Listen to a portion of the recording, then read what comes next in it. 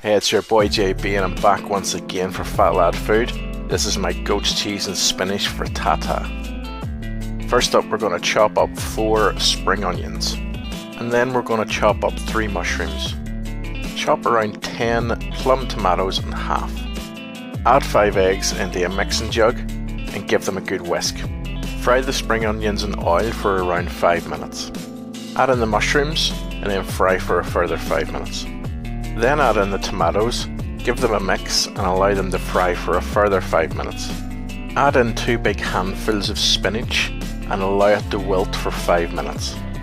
Add in the eggs to cover all of the ingredients in the pan and allow to set for around 2 to 3 minutes.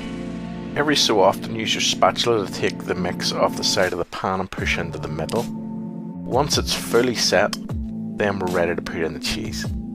And this time we're using goat's cheese. Let's put in a few cubes. We're then going to stick the pan under the grill and we're going to grill the top until it's set. As always, if you like what you see here, give the video a thumbs up or share it across all of your social media channels.